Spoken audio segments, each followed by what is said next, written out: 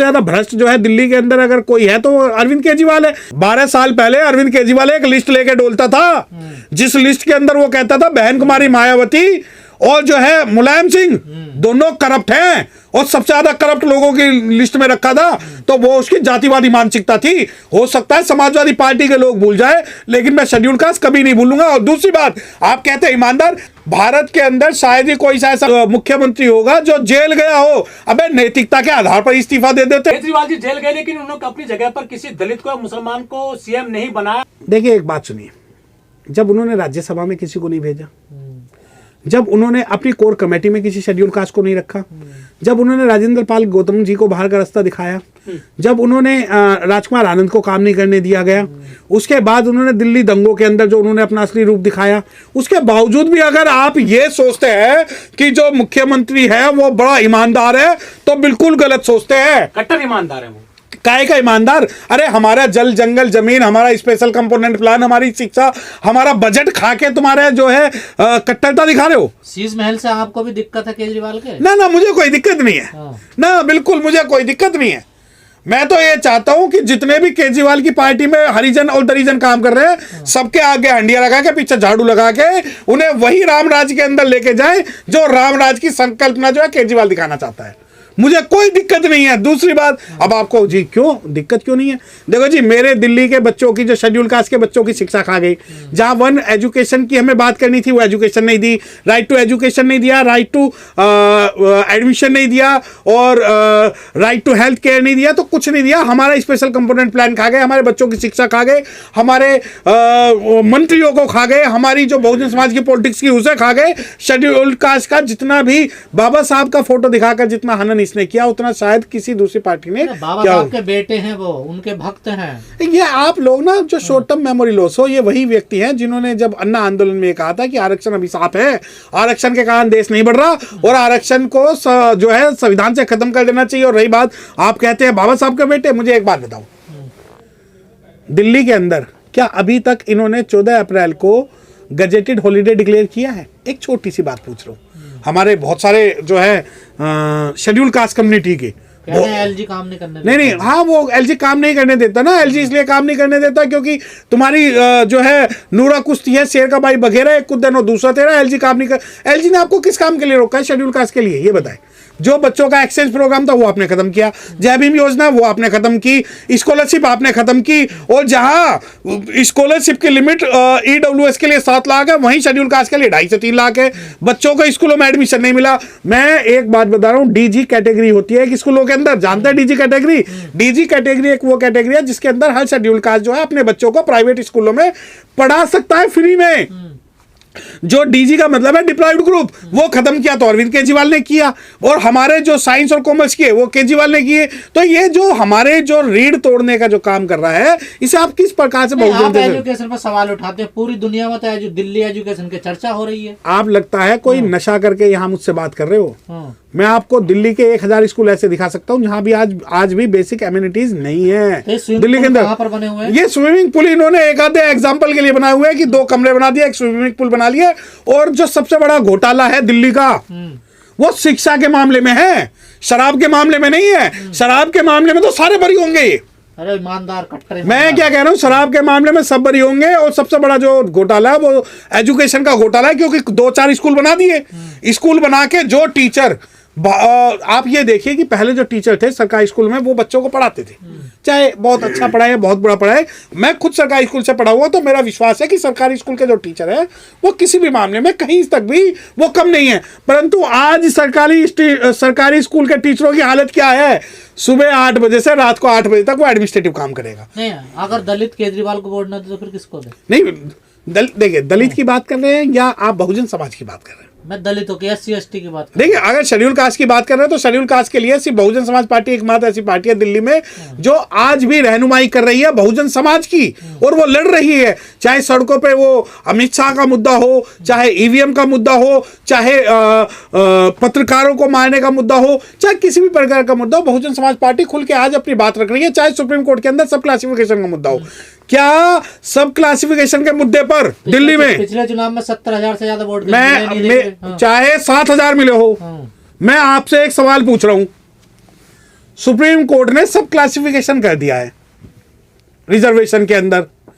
क्या supreme court ने जो सब क्लासिफिकेशन क्या है, मैं आपको बता रहा हूं आज आपके चैनल के माध्यम से, कि अगर दिल्ली के अंदर आम आदमी पार्टी की गवर्नमेंट आई फुल फ्लेज बहुमत से, तो दिल्ली में भी सब क्लासिफिकेशन होगा लागू। लेकिन वकील साहब सवाल यह है कि जो केजरीवाल है भगत सिंह को मानते हैं, बाबा साहब को मानते हैं, वहीं दूसरी तरफ वो धर्म की राजनीति कर रहे हैं, 18,000 रुपए दे रहे हैं पुजारियों को, पुजारियों को। ना देखिए, ये आप मेरी बात सुनिए, ये पिछले जब से सरकारों में मैं खुल के इस बारे में कह रहा हूं कि इसका जो चेहरा है वो मनुवाद का प्रत्यक्ष चेहरा है। आप कह रहे हैं कि ग्रंथियों को दे रहे हैं और पुजारियों को देंगे, मौलवियों को देंगे। अरे मुझसे तो बौद्ध भिक्षुओं की बात करो ना। क्या दिल्ली में बौद्ध विहार नहीं है? क्या दिल्ली में बाबा साहब की स्टैचू नहीं है? दिल्ली के अंदर जितनी भी बाबा साहब की स्टैचू है वहां एक आदमी को सरकारी नौकरी दे दो। या दिल्ली के अंदर जितने भी बौद्ध भिक्षु हैं, दिल्ली के बौद्ध भिक्षु अपना पर्सनल लॉ बनाने के लिए कई बार दिल्ली गवर्नमेंट और सेंट्रल गवर्नमेंट से रिक्वेस्ट कर चुके हैं, परंतु उन पर कोई भी ध्यान नहीं दिया जा रहा है। क्या मुझे एक बात बताएं, क्या मौलवी, पुजारी, पादरी, मौलानाओं के बीच में क्या हमारे बौद्ध भिक्षु की कोई जगह नहीं? केजरीवाल नौटंकी कर रहे हैं क्या? कभी बाबा साहब के भक्त बनते हैं, कभी हनुमान के भक्त बनते हैं, कभी मंदिर जाते हैं। ना ये कर क्या रहे हैं? केजरीवाल का एजेंडा क्लियर नहीं है क्या? नहीं, केजरीवाल का एजेंडा बिल्कुल क्लियर है, बिल्कुल क्लियर है कि बाबा साहब की फोटो लगाओ और बाबा साहब के नाम पे वोट लो। पहले तो वोट लो और फिर उसका जो है सारा इतिहास समेट लो। वो कहते हैं कि हम कट्टर ईमानदार हैं, लेकिन कई मंत्री जेल गए, खुद केजरीवाल जेल गए। नहीं, ईमानदारी किस बात की? सबसे ज्यादा भ्रष्ट जो है दिल्ली के अंदर अगर कोई है तो अरविंद केजरीवाल है। 12 साल पहले अरविंद केजरीवाल एक लिस्ट लेके डोलता था, जिस लिस्ट के अंदर वो कहता था बहन कुमारी मायावती और जो है मुलायम सिंह दोनों करप्ट हैं और सबसे ज्यादा करप्ट लोगों की लिस्ट में रखा था, तो वो उसकी जातिवादी मानसिकता थी। हो सकता है समाजवादी पार्टी के लोग भूल जाए, लेकिन मैं शेड्यूल कास्ट कभी नहीं भूलूंगा। और दूसरी बात, आप कहते हैं ईमानदार, भारत के अंदर शायद ही कोई ऐसा मुख्यमंत्री होगा जो जेल गया हो। अबे नैतिकता के आधार पर इस्तीफा दे देते। और सबसे बड़ी बात, संविधान की अवहेलना। शायद आप लोगों को यह बात न पता हो कि संविधान के अंदर कोई प्रावधान नहीं है, जब सीएम जेल चला जाए तो उसके खड़ेऊ को लगाकर कोई दूसरा सीएम जो है रामराज्य चलाए। पता है दिल्ली में क्या हुआ? वो तो जेल से चला रहे थे। जेल से चला नहीं, आतिशी को जब सीएम बनाया था तो आतिशी ने केजरीवाल के खड़ेऊ रख के कहा था कि हम जो है वो सरकार चलाएंगे। अच्छा, तो भैया कुर्सी पर नहीं, हाँ, कुर्सी पे, हाँ। तो एक शेर है कि आप कहाँ ढूंढने जाओगे मेरे कातिल, आप तो कत्ल का इल्जाम हम ही पे रख दो। तो अरविंद केजरीवाल तो वो है जो करप्शन भी करेगा। तो सबसे टेम्परेरी सीएम है ना, वो तो बोला गया ना। नहीं, अच्छा टेम्परेरी हो या परमानेंट हो, हमें उससे क्या लेना? क्या संविधान में इस बात की कोई प्रावधान है कि एक करप्ट भ्रष्ट मुख्यमंत्री जेल में रहेगा और आप उसके चप्पल रख के उसकी पूजा करोगे? क्या दिल्ली गवर्नमेंट को, और सुनिए, ये इनकी नूरा कुश्ती है सेंट्रल गवर्नमेंट की और दिल्ली गवर्नमेंट की, दोनों ही सांप नाथ नागनाथ है। वरना सेंट्रल गवर्नमेंट को चाहिए था दिल्ली सरकार को टर्मिनेट करके यहां राष्ट्रपति शासन लगाती। केजरीवाल जी जेल गए, लेकिन उन्होंने अपनी जगह पर किसी दलित को, मुसलमान को सीएम नहीं बनाया। देखिए एक बात सुनिए, जब उन्होंने राज्यसभा में किसी को नहीं भेजा, जब उन्होंने अपनी कोर कमेटी में किसी शेड्यूल कास्ट को नहीं रखा, जब उन्होंने राजेंद्र पाल गौतम जी को बाहर का रास्ता दिखाया, जब उन्होंने राजकुमार आनंद को काम नहीं करने दिया गया, उसके बाद उन्होंने दिल्ली दंगों के अंदर जो उन्होंने अपना असली रूप दिखाया, उसके बावजूद भी अगर आप ये सोचते हैं कि जो मुख्यमंत्री है वो बड़ा ईमानदार है, तो बिल्कुल गलत सोचते हैं। कट्टर ईमानदार है वो। काय का ईमानदार? अरे हमारा जल जंगल जमीन, हमारा स्पेशल कंपोनेंट प्लान, हमारी शिक्षा, हमारा बजट खा के तुम्हारे जो है कट्टरता दिखा रहे हो। आपको शायद ये नहीं पता कि दिल्ली के अंदर अगर स्पेशल कंपोनेंट प्लान पिछले 10 साल के अंदर ये केजरीवाल लागू कर देता। SC/ST का जब पैसा खा गया केजरीवाल, तो फिर SC/ST को समझ में क्यों नहीं आ रही? ना इन्हें समझ में नहीं आएगी। इन्हें चाहिए फ्री बिजली, फ्री पानी। उन्हें ये बात समझ में नहीं आई। 200 रुपए की फ्री बिजली पानी चाहिए। हाँ, बस वो देखिए, लाखों का पैसा गबन कर गए। मैं आपको बता रहा हूँ, आज मैं रिसर्च करके इस बारे में बात बता रहा हूँ। सुनिए, अब आपके दर्शकों से कहना चाहता हूँ, लिख लेना कहीं। बच्चों की शिक्षा का सारा पैसा ये खा गए। बच्चों की शेड्यूल कास्ट बच्चों को विदेश जाने का पैसा ये खा गए। शेड्यूल कास्ट बच्चों को कोचिंग देने का पैसा ये खा गए। और जो रेप विक्टिम हैं, आपको मैं स्पेशल SC/ST एक्ट का एक मैं प्रावधान बता रहा हूं कि अगर किसी शेड्यूल कास्ट पे अत्याचार होगा तो उसे 25,000 रुपए से लेकर 8 लाख रुपए तक मिलते हैं। जैसे मर्डर और रेप में 8 लाख रुपए का प्रावधान है। दिल्ली गवर्नमेंट ने मना कर दिया कि हमारे पास शेड्यूल्ड कास्ट को अत्याचार होने की स्थिति में पैसे देने के पैसे ही नहीं है, हमारे पास बजट ही नहीं है। तो दिल्ली के अंदर अगर किसी भी SC/ST पर कोई भी अत्याचार होगा तो दिल्ली गवर्नमेंट उसे पैसा नहीं देगी। तो हमारा पैसा खा के तुम काहे की ईमानदारी दिखा रहे हो, और हमारे लोग नहीं समझेंगे। देखिए मैं खुल के कह रहा हूं, मुझे हो सकता है कि कुछ लोग टारगेट करें इस वीडियो के बाद। हम बहुत छोटे सोच और छोटी लालच वाले लोग हो चुके हैं, जिन्हें फ्री बिजली चाहिए, फ्री पानी चाहिए, जिन्हें लगता है जो केजरीवाल है। मैं एक बात कहता हूं, पार्लियामेंट से बाबा साहब की स्टैचू हटी, इसने कोई भी इफेक्टिव काम किया? सुप्रीम कोर्ट ने सब क्लासिफिकेशन किया, कोई भी इफेक्टिव काम किया? उसके अलावा दिल्ली के अंदर जो है बाबा साहब डॉक्टर भीमराव अंबेडकर साहब के नाम पर इसने हमारी वोट ली, हमारा समर्थन लिया। मुझे एक बात बताओ ना, सेंटर का एक SC कमीशन है, सेंटर का शेड्यूल कास्ट कमीशन है, और कई सारे राज्यों के भी SC कमीशन है। दिल्ली के अंदर SC कमीशन बनाने का प्रपोजल पिछले कई सालों से लंबित पड़ा हुआ है। तुम्हारे पास करप्शन का पैसा खाने का बहुत बड़ा आपके पास सिस्टम है, आपके पास दारू का हड़प करने का बहुत सारा सिस्टम है, आपके पास एजुकेशन का बहुत बड़ा सिस्टम है।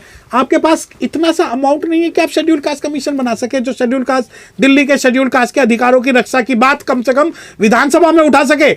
आज दिल्ली के पास अपना कोई भी ऐसा कद्दावर शेड्यूल कास्ट नेता नहीं है जो अपने समाज की बात प्रमुखता से विधानसभा में उठा सके। कह रहे 2100 रुपए देंगे, दिल्ली में यदि सरकार आती है फिर से हमारी 25 में, लेकिन जो 1000 रुपए नहीं दे पाए पंजाब में महिलाओं को। देखिए 2100 रुपए, आपको पता लगभग 48 अरब महीने का बजट होगा। आज दिल्ली पे 40,000 करोड़ रुपए का शायद जो है वो है कर्जा, 48 अरब रुपए महीना। ओ भैया, अरे बनिया है वो ना, मुझे किसी की जाति से कोई लेना देना नहीं। बनिया देखे, बनिया नहीं है वो मनुवादी है। मनुवादी के नजरों में चाहे ब्राह्मण हो, चाहे बनिया हो, चाहे क्षत्रिय हो, चाहे शूद्र हो, जो जाति विशेष की सुप्रीमता रखता है वो व्यक्ति जो है मनुवादी है। अब रही बात दूसरी कि भाई कहां से 2148 अरब रुपए का मतलब जानते हैं? प्रति महीना हम लेंगे। तो मान लो मैंने अप्लाई किया, मैंने लिया 2100 रुपए, मैं ले तो रहा हूं 2100 रुपए, लेकिन मेरे ऊपर कर्जा हो जाएगा 5000 का, और वो अंततः मैं नहीं दूंगा तो मेरी औलादें देंगी। वो बिजली के रूप में देंगी, पानी के रूप में देंगी, श्रम के रूप में देंगी।